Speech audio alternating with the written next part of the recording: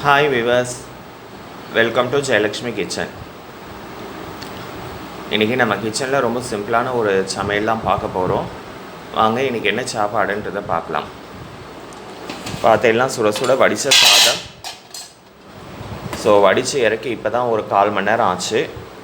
So சுட சுட வடித்த சாதம். அதுக்கப்புறம் இந்த பக்கம் பார்த்தீங்கன்னாக்கா இன்றைக்கி பாவக்காய் போட்டு ஒரு பொரிச்ச குழம்பு தான் பண்ணியிருக்கு.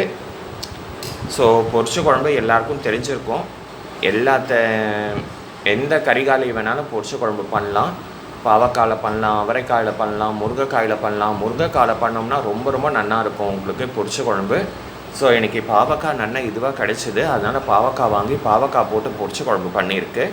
ஸோ அம்மா எப்படி பண்ணான்றதை சொல்லிடுறேன். நல்ல இந்த கரண்டியால் ஒரு 2 கரண்டி இல்லை 2.5 கரண்டி பைத்தம்பருப்பு எடுத்துக்கோங்க. பைத்தம்பருப்புலேயும் பண்ணலாம், துவரம்பருப்புலேயும் பண்ணலாம், அவாவா இஷ்டம். இன்றைக்கி நாங்கள் பைத்தம்பருப்பு தான் அம்மா போட்டிருக்கா. ஒரு 2 கரண்டி 2.5 கரண்டி பைத்தம்பருப்பு எடுத்துகிட்டு நல்லா வாஷ் பண்ணி களைஞ்சிவிடும். நல்லா அதை ஊற வச்சுருங்க ஒரு 1/2 மணி நேரம். ஏன்னா பைத்தம்பருப்பு ஊற வைக்காமல் கூட போட்டால் வேகும். என்ன அப்போது வேகும்போது கொஞ்சம் நாழி ஆகும். நல்லா ஒரு 1/2 மணி நேரம் ஊற வச்சுட்டு வேக போட்டேன்னா ஒரு 5லேருந்து 10 நிமிஷமாக வெந்து போயிடும். ஸோ பைத்தம்பருப்பு நல்லா வேக வச்சுருங்கோ. ஒரு 3/4 வேக வெந்ததுக்கப்புறமா இன்றைக்கி நாங்கள் பாகற்காயை தான் போட்டிருக்கோம். பாகற்காவை நல்லா இந்த மாதிரி பொடி பொடியாக கட் பண்ணி போட்டுருக்கோம். பொடி பொடியாக கட் பண்ணிவிடுங்கோ. பொடி பொடியாக கட் பண்ணிவிட்டு அந்த 3/4 வேக வெந்துட்டுருக்க பைத்தம்பருப்புலேயும் அந்த பாவக்காயும் போட்டு துளி மஞ்சள் பொடியும் போட்டிருக்கோம். பாவக்காயும் ஒரு 1/2 வேக்காடு நல்லா வேக வச்சு தண்ணியை இழுத்துட்டு அதுக்கப்புறமா இந்த எந்தன்ற பைத்தம்பருப்பில் போடுவோம். ஏன்னா பாவக்காய் ஒரு சிலர் கசப்பு அப்படியே சாப்பிடுவா. சில பேருக்கு கசப்பு பிடிக்கலை அப்படின்ற பட்சத்தில் கொஞ்சம் ஒரு வேக விட்டுட்டு நீங்கள் அந்த தண்ணியை ஜலத்தை இழுத்துட்டு போட்டேன்னா கொஞ்சம் கசப்பு வடியும். அதனால தான் இப்படி பண்ணுறது. ஸோ வெந்துட்டுருக்க பைத்தம்பருப்புலேயே பாவக்காயும் போட்டு துளி மஞ்சப்பொடி உப்பையும் போட்டிருக்கோம். உப்பையும் போட்டுட்டு இந்த பொரிச்ச குழம்புக்கு ஒரு அரைப்பு ரெடி பண்ணிக்கணும். ஒரு ஸ்பூனு உளுத்தம்பருப்பு போட்டுக்கோங்க. வெறும் வானலியை வச்சு அதில் தேங்காய் எண்ணெய் ஒரு ஸ்பூன் விடுங்க. ஒரு ஸ்பூன் விட்டுட்டு அந்த தேங்காய் எண்ணெயில் 1 ஸ்பூன் உளுத்தம்பருப்பு, ஒரு 10 மிளகு, காஞ்ச மிளகா, ஒரு 3 காஞ்ச மிளகா இன்றைக்கி அம்மா வச்சுருக்கா. ஏன்னா நாங்கள் காரம் கம்மியாக சாப்பிடுவோம். நீங்கள் தாராளமாக காரம் சாப்பிடுவீங்கன்னா ஒரு 5 காஞ்ச மிளகா கூட வச்சுக்கலாம்.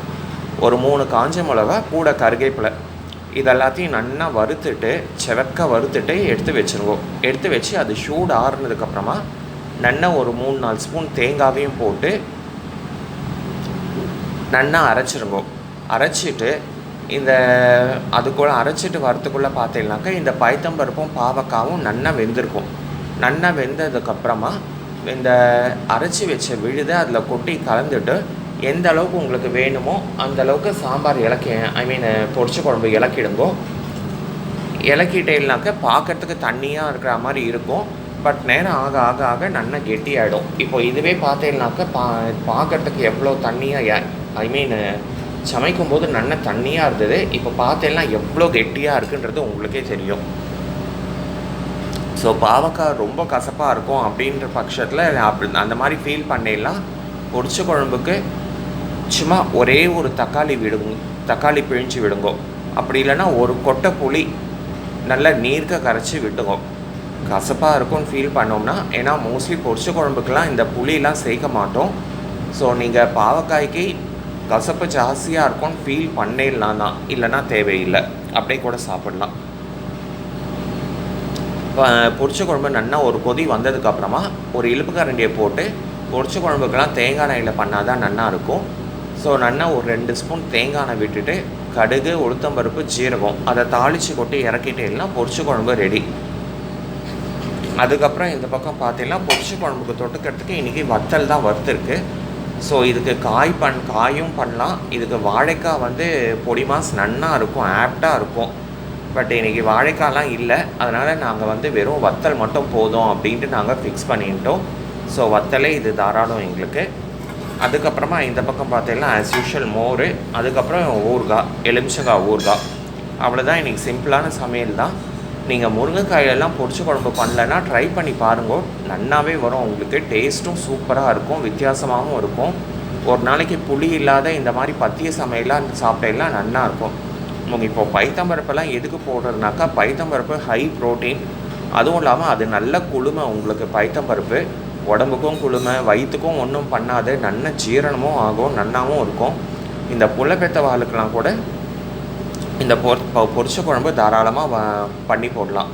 புள்ளப்பெத்த வாளுக்கு பண்ணுறீங்கனாக்க தேங்காய் சேர்க்காமல் வெறும் மிளகு ஜீரகத்தை மட்டும் போட்டு பண்ணி கொடுத்தேன்னா அழகாக அவளாம் சாப்பிடுவா. ஸோ நார்மலாக நம்மளை மாதிரி ஆளுங்களுக்கெல்லாம் இந்த மாதிரி ட்ரை பண்ணுங்க, அது நல்லாவே இருக்கும். இது வரைக்கும் இந்த பொரிச்ச குழம்பு ட்ரை பண்ணலைன்னா ட்ரை பண்ணி பாருங்க, டேஸ்ட் நல்லாவும் இருக்கும், வித்தியாசமாகவும் இருக்கும். ட்ரை பண்ணி பார்த்துட்டு உங்கள் வேல்யூபிள் கமெண்ட்ஸ் அண்ட் ஃபீட்பேக் சொல்லுங்கள். இது வரைக்கும் நம்ம கிச்சனை சப்ஸ்கிரைப் பண்ணலைன்னா இதுக்கப்புறம் சப்ஸ்கிரைப் பண்ணி பெல் பட்டன் ஐக்கான் ப்ரெஸ் பண்ணுங்கள்.